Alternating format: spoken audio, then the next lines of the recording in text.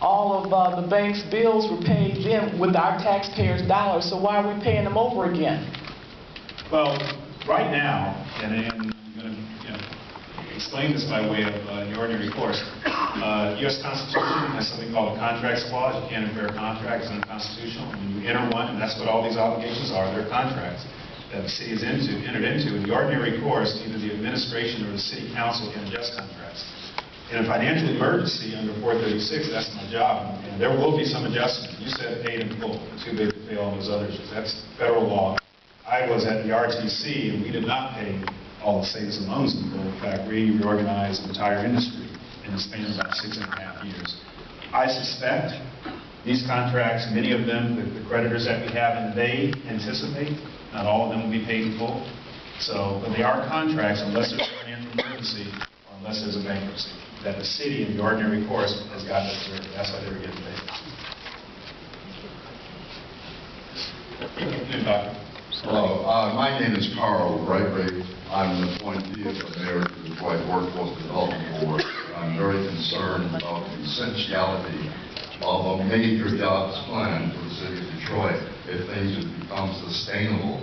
And I know you have a lot of urgent things you have to do in the next several weeks. But when will you get to a point that would be receptive to hearing about a jobs plan that could develop dozens of thousands of jobs that require some of the assets in Detroit? And when will you get to that point so we can contact you and tell you what the plan is, have you assess it? I am always receptive to hear about anything that's going to generate thousands of jobs in the city of Detroit. I personally am probably going to be busy over the next few weeks dealing with the creditor issues and also employee issues. You are certainly welcome to reach out to my staff. I have a ski staff. I have Shani, who's my chief of staff. I have Sonia there, who's the senior advisor. I have Bill, who works with me in communications. But and I have an intern, Dan. That's essentially my staff. I never thought they would have more availability in the near term, and I will certainly follow up. But I'm always interested in hearing about anything having to do with this. Thank you. I've given a letter to one of your staff already. Okay. Thank you very much. My name is Jerry Goldberg. I'm an anti-foreclosure attorney and a member of the Moratorium-NOW coalition.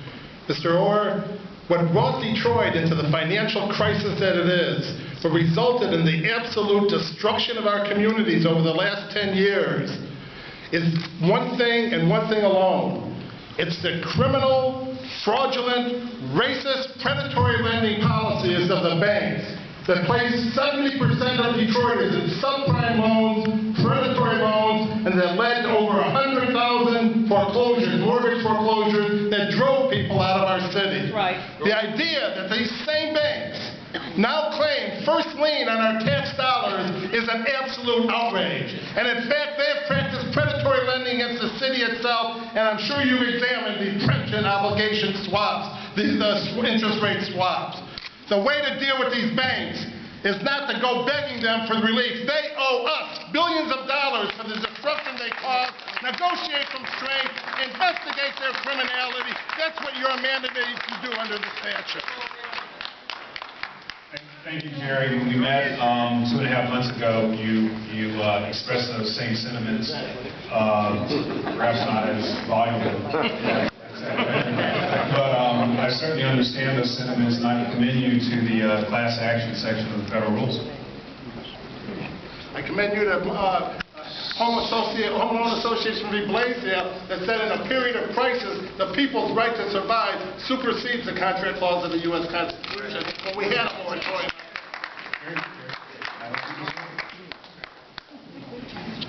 My name is Joyce Beasley. I am a resident of the city of Detroit. Yes, Ms.